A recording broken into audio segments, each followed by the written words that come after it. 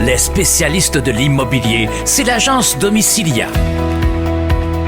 Tout ce que tu veux savoir sur l'immobilier, c'est maintenant. De la belle visite en studio, Gabriel Gagnon, courtier immobilier chez Domicilia. Bon matin. Salut, ça va bien? Ça va bien, toi? Ben oui, ça va très Good. bien, merci. Aujourd'hui, tu as encore une fois une chronique super pertinente. À chaque fois, tu nous arrives avec des infos, des questions qu'on se pose et tout ça. Puis justement, aujourd'hui, toi, tu entends les gens te poser des questions. Exact. Donc, on veut vraiment répondre à ces grandes questions-là.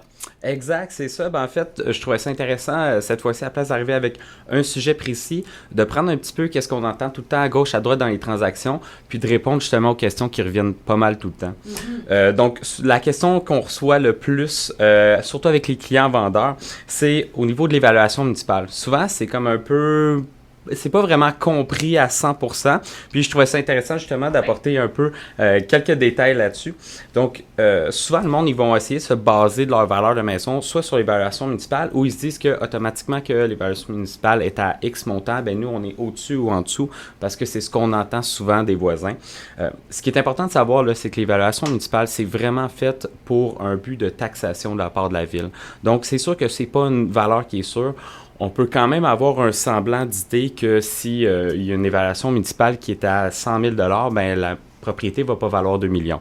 Mais ça reste qu'il y a quand même des bonnes différences de valeur. Puis, ce qui est important de comprendre, c'est que la ville, elle n'a pas les ressources nécessaires pour envoyer un évaluateur agréé dans chaque maison, à chaque année, dans chaque ville. Donc, ça aussi, c'est un truc qui fait en sorte que c'est vraiment pas précis. Puis, le reste, c'est que il y a une mise à jour qui est mi-triennale. Donc, ça fait en sorte là, que c'est une moyenne qui est faite sur 3 ans.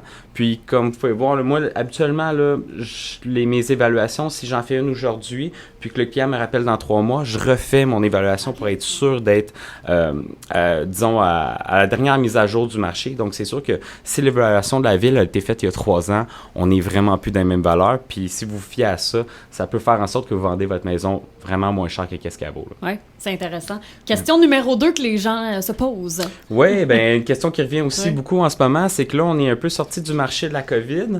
Il y a eu un petit ralentissement à cause qu'il y a eu une hausse de taux en 2023. Puis là, ça l'a redescendu. Puis là, on voit que le marché reprend quand même aussi beaucoup de vigueur.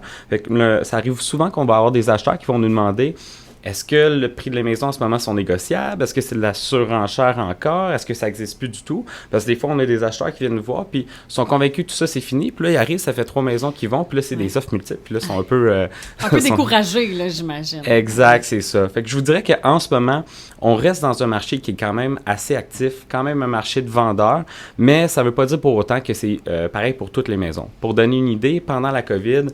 En tout cas, dans mon cas personnel, j'ai peut-être vu 8-9 maisons sur 10, on voyait des offres multiples. On pouvait voir aussi de la surenchère. Parce que c'est pas parce qu'il y a des offres multiples qu'il y a de la surenchère. Ouais. Mais maintenant, on va en avoir peut-être 2-3 dossiers sur 10. Donc, c'est sûr que la maison qui était affichée à un prix super intéressant ou qu'elle a des avantages que les autres n'ont pas, c'est normal qu'il y ait beaucoup de monde qui se lance dessus. Puis, si on court juste après ces maisons-là, ben, c'est normal qu'on peut avoir peut-être une perception en tant qu'acheteur que toutes les maisons partent en surenchère. Mais je dirais qu'on envoie chaque semaine à l'agence des propriétés qui vont se négocier, puis même des fois qui vont se négocier d'un bon montant.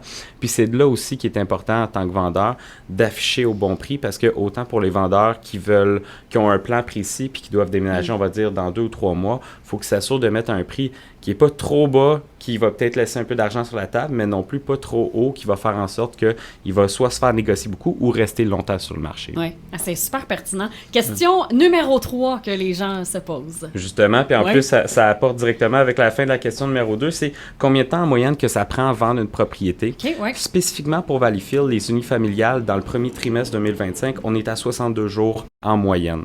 Mais ce qui est important de savoir, c'est que dépendamment, on est dans quelle gamme de prix de maison, va faire une grosse différence. Parce que c'est sûr que quand on parle de maison d'entrée de gamme, donc de premier acheteur, maintenant à Valleyfield, pour une maison, on va dire, acceptable, niveau conditions, puis la condition générale de la maison, puis tout ça, on parle d'environ 350 000 à 450 000, ce qui fait en sorte que c'est sûr que dans ce bassin-là, il y a vraiment beaucoup plus d'acheteurs.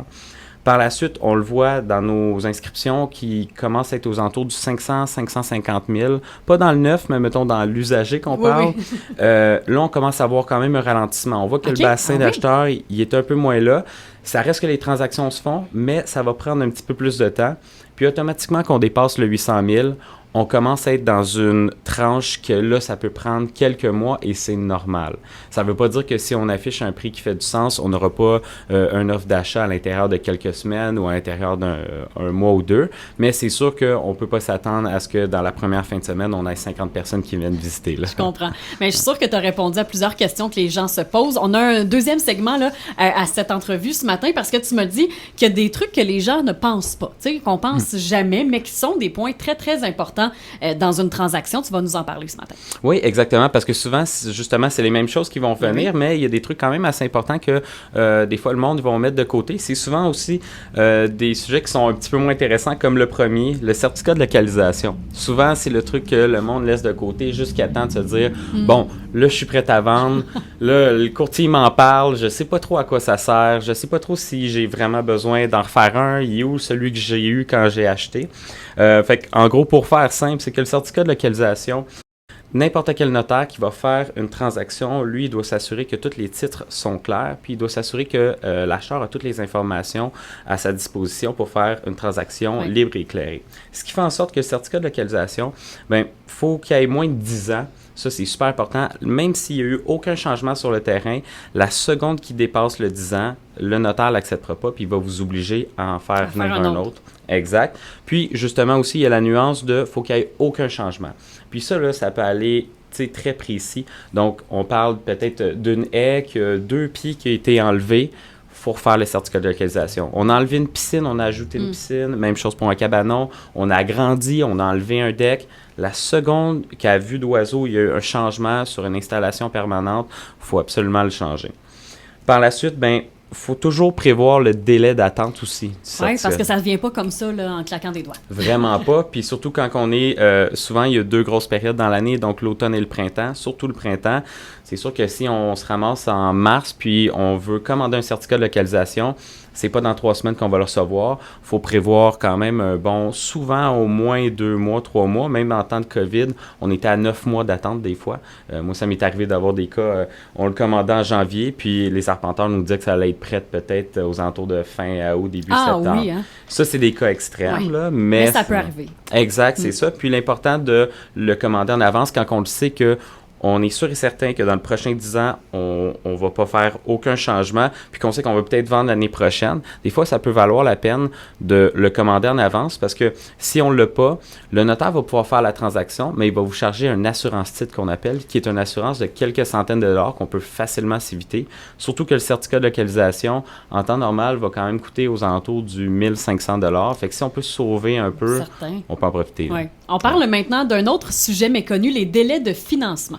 Oui, ça, en fait, souvent, quand on va avoir une propriété qu'on vend, là, on reçoit une offre d'achat. Avec toute offre d'achat, nous, on demande, dans le résidentiel, là, on demande toujours d'avoir une préapprobation de la part des acheteurs pour s'assurer qu'ils ont fait le travail de leur côté, puis qu'ils ont été voir leur banquier, puis tout ça. Puis, il va y avoir beaucoup de vendeurs qui se disent « Ah, bon, nous, je ne suis pas inquiet pour le financement, ils ont déjà leur préapprobation. » Puis, il y a une nuance quand même à faire là-dedans parce que on s'attend toujours à mettre un délai d'environ 14 jours pour recevoir le financement des acheteurs parce que même si les acheteurs ils ont fait leur préqualification, des fois, il va y avoir des nuances, certains documents que la banque va demander supplémentaires pour leur dossier de financement pour s'assurer que tout ce qui a été dit puis tout ce qui avait été vérifié au début, c'est comme une double vérification de s'assurer qu'il n'y a eu aucun changement. Parce que s'il y en a eu entre-temps, ça se peut que le financement ne passe pas. Puis même chose aussi, la propriété va être prise en considération parce que la banque, pour faire un financement, il doit s'assurer que l'acheteur est qualifiable, mais que la propriété aussi. Si on est dans une zone inondable, si la propriété a le besoin de rénovation majeure pour être utilisable dès le départ, ça va être des choses qui vont jouer sur le fait que la banque va être prête à passer ou pas. Fait que c'est super important d'attendre. Puis, une fois qu'on a le financement final de la part de la banque, ça va être super important aussi de faire aucun achat. Donc, un acheteur là, qui vient, qui est super content, puis que là, il pense à meubler sa maison, il faut absolument pas aller chercher des prêts avec ces meubles-là. Même chose, magasiner une voiture, c'est pas parce qu'on a le financement final qu'on peut aller magasiner une voiture. Il faut attendre que le notaire soit passé et être sûr qu'on est OK. Ouais. Parce qu'on a vu des transactions qui sont tombées pour des situations comme ça. Là. Exact. Donc, à la place, pour célébrer, on s'offre un petit gâteau, une bouteille de champagne, au lieu Exact. d'une voiture. On demande à notre courtier de nous acheter une bouteille de Oui, champagne. Pourquoi pas? Hey, Gabriel, c'est tellement intéressant parce que à chaque chronique, je suis impressionnée de toute l'information puis tu le vulgarises très, très bien. Il y a beaucoup de subtilité là, dans ce que tu viens de dire. En terminant, peut-être un conseil d'amis pour les gens qui veulent vendre ou acheter. En fait, c'est de prendre tous ces conseils-là qui viennent justement avec le courtier puis de choisir un courtier de confiance, un courtier avec qui on connecte. Il y a plein d'excellents courtiers sur le terrain. Nous, on en croise à tous les jours. On a une super belle collaboration avec beaucoup de collègues de plusieurs agences différentes. Mais l'important, c'est d'en rencontrer peut-être 1, 2 ou 3, puis que la personne en qui vous avez le plus de confiance, puis qui sent qu'il comprend mieux votre projet, de peut-être aller avec cette personne-là. Mm-hmm. Si on veut te contacter, si on a connecté avec toi via les ondes? Oui, mais en fait, c'est toujours disponible de nous contacter. Toutes nos coordonnées sont sur notre site internet, donc domicilia.com. Sinon, évidemment, on est sur toutes les plateformes, donc Facebook, YouTube, Instagram. On est contactable partout. Gabriel Gagnon, merci beaucoup. Toujours pertinent, puis on se dit à une prochaine fois. Salut! À la prochaine. Bye bye.